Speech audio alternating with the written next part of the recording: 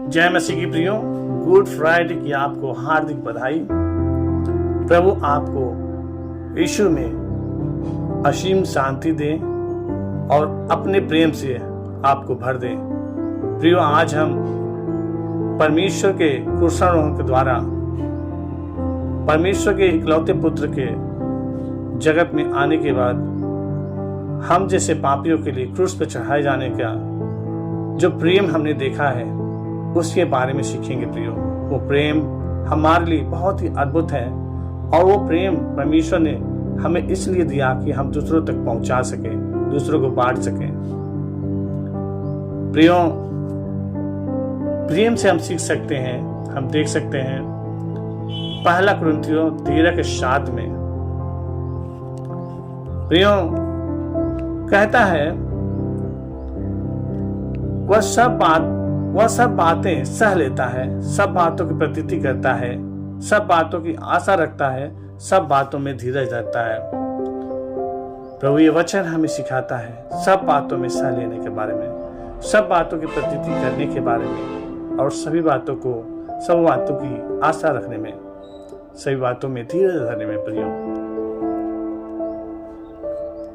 Bible के अनुसार प्रेम परमेश्वर के चरित्र का एक मुख्य पहलू और उनके अनुयायियों के लिए एक मौलिक आज्ञा है। प्रियो, यह बहुआयामी है जिसमें करुणा, दया, त्याग, क्षमा, सम्मान, धार्मिकता और बहुत कुछ के पहलू शामिल हैं। बाइबल में प्रेम एक भावना से कहीं अधिक है।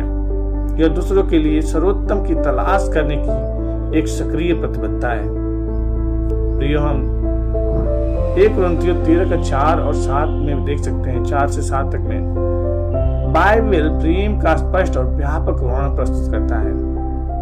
प्रेम धैर्यवान है, प्रेम दयालु है, यह ईर्ष्या नहीं करता है, यह घमंड नहीं करता है, यह घमंड बिल्कुल नहीं करता है। प्रियो, यह दूसरों का अपमान नहीं करता है, यह नहीं है कि यह स्वार्थी है, यह आसानी से क्रोध भी नहीं करता है, यह गलतियों को रिकॉर्ड में नहीं रखता है। प्रियो, प्रेम बुराई में प्रसन्न नहीं होता है बल्कि सच्चाई से प्रसन्न होता है। यह हमेशा रक्षा करता है, हमेशा भरोसा करता है, हमेशा आशा करता है और हमेशा कायम रहता है। प्रियो, ये वचन इस बात पर जोर देता है कि बाइबल का प्रेम भावनाओं से परे है। यह क्रिया और व्यवहार के बारे में है। यह इस बारे में है कि हम दूसरों के साथ कैसा व्यवहार करते हैं, भले ही भी हमारे साथ कैसा व्यवहार करते हो। यह निस्वार्थ है और दूसरों के लिए सर्वश्रेष्ठ की तलाश करता है। प्रियो, यहाँ तक कि व्यक्तिगत त्याग की हद तक भी। बाइबल में प्रेम की चरम अभिव्यक्ति परमेश्वर द्वारा अपने पुत्र यीशु को मानवता के पापों के लिए क्रूस पर मरने के लिए भेजने में पाई जाती है। प्रियो, क्योंकि परमेश्वर ने जगत से ऐसा प्रेम रखा कि उसने अपना इकलौता पुत्र दे दिया ताकि जो कोई उस पर विश्वास करे नाश ना हो परंतु अनंत जीवन पाए। प्रियो, ये वचन हम यूहन्ना 3:16 में देख सकते हैं। प्रियो, यह वचन मानवता के प्रति परमेश्वर के त्यागपूर्ण प्रेम को दर्शाता है। यह दर्शाता है कि प्रेम केवल एक भावना नहीं है बल्कि एक ऐसी क्रिया है जो दूसरों के लिए सर्वोत्तम की तलाश करती है, यहां तक कि एक बड़ी व्यक्तिगत कीमत पर भी। न्यू टेस्टमेंट में ग्रीक भाषा के प्रेम के विभिन्न रूपों का वर्णन करने के लिए अलग अलग शब्दों का उपयोग करती है। प्रियो, दिव्य बिना शर्त प्यार के लिए अगापे, भाईचारे प्यार का या दोस्ती के लिए फिलिया, पारिवारिक स्नेह के लिए स्टार्स और रोमांटिक प्रेम के लिए इरोस। अगापे वह शब्द है जिसका उपयोग नए नियम में सबसे अधिक उस प्रेम का वर्णन करने के लिए किया जाता है जो परमेश्वर के पास हमारे लिए है और उस प्रेम का वर्णन करने के लिए जो हमें एक दूसरे के लिए रखने का आदेश दिया गया है। बाइबल आधारित प्रेम हमारी इच्छा शक्ति या भावना का परिणाम नहीं है। यह एक आस्तिक के जीवन में कार्य करने वाले पवित्र आत्मा का फल है, जो हम गलातियों 5:22 में देख सकते हैं प्रियो। जितना अधिक हम ईश्वर के साथ अपने रिश्ते में आगे बढ़ते हैं, उतना ही अधिक उनका प्रेम हमें भरता है और हमारे माध्यम से दूसरों तक प्रवाहित होता है। प्रियो, इसे हम बाइबल में एक उदाहरण देख सकते हैं प्रियो। बाइबल की कथा जो वास्तव में प्रेम के अर्थ को समाहित करती है, वह क्रूस पर यीशु के बलिदान मृत्यु की कहानी है, जैसा कि सभी 4 सुसमाचारों में वर्णित है प्रियो। मैथ्यू 27 का 32 से 56 तक हम देख सकते हैं प्रियो।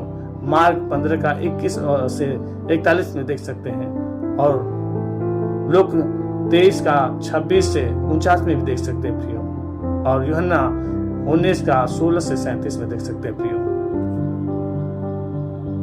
इस कथा में यीशु परमेश्वर का पुत्र स्वेच्छा से विश्वासघात, उपहास, अत्यधिक शारीरिक पीड़ा और रोमन क्रॉस पर एक दर्दनाक मौत को सहन करता है। यह उनके किसी गलत कार्य के कारण नहीं है, बल्कि मानवता के प्रति उनके प्रेम और सभी लोगों के लिए मुक्ति का मार्ग प्रदान करने की उनकी इच्छा के कारण है। यूहन्ना 3:16 इस बलिदान में परमेश्वर के प्रेम की गहराई को स्पष्ट रूप से व्यक्त करता है, क्योंकि परमेश्वर ने जगत से ऐसा प्रेम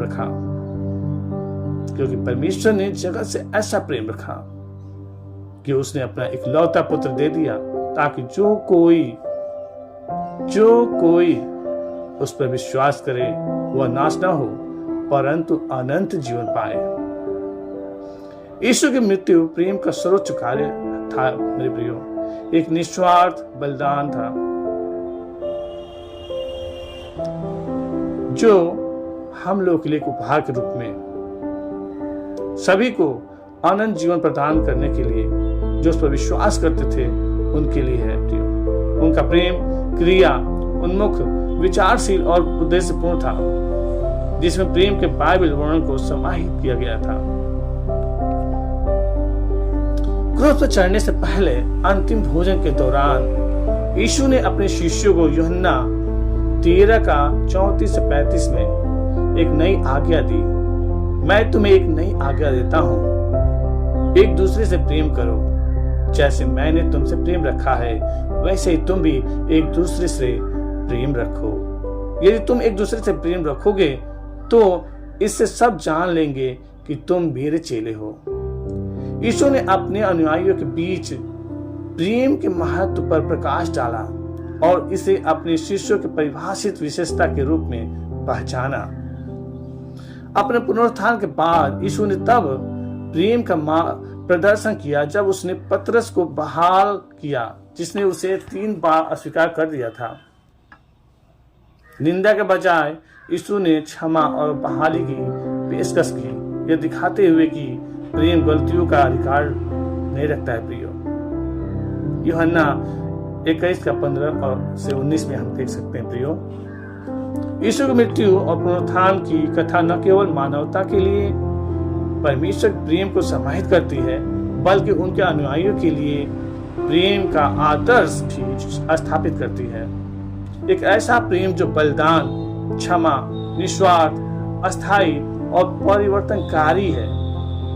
यह उस प्रकार का प्रेम है जिसे ईसाइयों को दूसरों के साथ बातचीत करते समय अपने जीवन प्रदर्शित करने के लिए कहा जाता है। मेरे प्रियो, हम पवित्र आत्मा के अपने अंदर वास के माध्यम से उसके अनुभव को हम समझ सकते हैं, उसके अनुभव को हम दूसरों तक बांट सकते हैं प्रियो। पवित्र आत्मा के वास के माध्यम से प्रेम का अनुभव करना ईसाई धर्म का एक गहरा पहलू है। जब हम यीशु को अपने प्रभु और उद्धारकर्ता के रूप में स्वीकार करते हैं, तो पवित्र आत्मा हमारे दिलों में निवास करता है। जैसे जैसे हम परमेश्वर के साथ अपने संबंध को जारी रखते हैं, पवित्र आत्मा हमारे भीतर अपना फल विकसित करता है, जिनमें से एक प्रेम है। यह प्रेम एक दिव्य उपहार है जो हमारा स्वयं का बनाया हुआ नहीं है, बल्कि हमारे भीतर परमेश्वर की अपनी प्रकृति का प्रवाह है। परमेश्वर के प्रेम को समझना जरूरी है प्रियो। परमेश्वर का प्रेम, पवित्र आत्मा हमें हमारे प्रति परमेश्वर के प्रेम की गहराई और व्यापकता को समझने में मदद करता है। इफिसियों 3 का 17 से 19 कहता है, और मैं प्रार्थना करता हूं कि प्रेम में जड़ और स्थापित होकर तुम्हें प्रभु की सारी पवित्र प्रजा के साथ यह समझने की शक्ति मिले कि मसीह का प्रेम कितना व्यापक, लंबा, ऊंचा और गहरा है, और इस प्रेम को जानो जो ज्ञान से भी बढ़कर है, कि तुम परमेश्वर की संपूर्ण परिपूर्णता से परिपूर्ण हो जाओ। मेरे प्रियो, परमेश्वर का प्यार प्राप्त करना है अगर जो, तो हम इन वचनों को देख सकते हैं, मनन कर सकते हैं और उस पर चलने चाहिए प्रियो। रोमियो 5:5 में हमें बताता है, परमेश्वर का प्रेम पवित्र आत्मा के द्वारा जो हमें दिया गया है, हमारे हृदय में डाला गया है। इसका मतलब यह है कि पवित्र आत्मा हमें व्यक्तिगत स्तर पर परमेश्वर के प्रेम को प्राप्त करने और उसे आत्मसात करने में मदद करता है प्रियो। आज हम प्रभु को जानते हैं, तो हमें परमेश्वर के प्रेम को जीना है प्रियो। जैसे ही पवित्र आत्मा हमें परमेश्वर के प्रेम को समझने और प्राप्त करने में सक्षम बनाता है, वह हमें अपने दैनिक जीवन में इस प्रेम को जाने के लिए, जीने के लिए भी सशक्त बनाता है। यीशु की आज्ञा की, जैसा मैंने तुमसे प्रेम रखा, जैसा मैंने तुमसे प्रेम रखा, वैसा ही एक दूसरे से प्रेम रखो। यूहन्ना 15:12 में कहता है प्रियो, जैसा मैंने तुमसे प्रेम रखा, जैसा प्रभु ने आपसे और हमसे प्रेम रखा है, वैसे ही हम एक दूसरे से प्रेम रखें प्रियो। हमारे हृदय में पवित्र आत्मा के कार्य के माध्यम से ये संभव हो सकता है प्रियो। हम दूसरों से उसी प्रकार के निस्वार्थ त्यागपूर्ण प्रेम से प्रेम करने में सक्षम हैं, जिससे परमेश्वर हमसे प्रेम करता है। परमेश्वर के प्रेम का आश्वासन हमें मिला हुआ है प्रियो। पवित्र आत्मा हमें परमेश्वर के प्रिय बच्चों के रूप में हमारी पहचान का आश्वासन देता है। रोमियो 8:16 कहता है, आत्मा आप ही हमारी आत्मा के द्वारा गवाही देता है कि हम परमेश्वर की संतान हैं। यह आश्वासन हमारे प्रति परमेश्वर के प्रेम की गहराई को स्पष्ट करता है और उसके साथ हमारे रिश्ते में विश्वास पैदा करता है प्रियो। मेरे प्रियो, हम इसको अपने जीवन में देख सकते हैं। पवित्र आत्मा को पिछली चोटों से ठीक करने के लिए भी काम करता है प्रियो, और हमें दूसरों को माफ करने में सक्षम बनाता है, जो अच्छी तरह से प्यार करने का एक महत्वपूर्ण पहलू है। जैसे ही हम पवित्र आत्मा के सामने झुकते हैं, वह उपचार लाता है प्रियो। वह हमें अधिक पूर्ण रूप से प्रेम करने के लिए मुक्त करता है। जैसे जैसे हम परमेश्वर के साथ अपने रिश्ते को बढ़ाना चाहते हैं, उनके वचनों में समय बिताना चाहते हैं और पवित्र आत्मा को अपने जीवन का मार्गदर्शन करने की अनुमति देते हैं, हम पाएंगे कि प्रेम का फल हमारे भीतर बढ़ता है।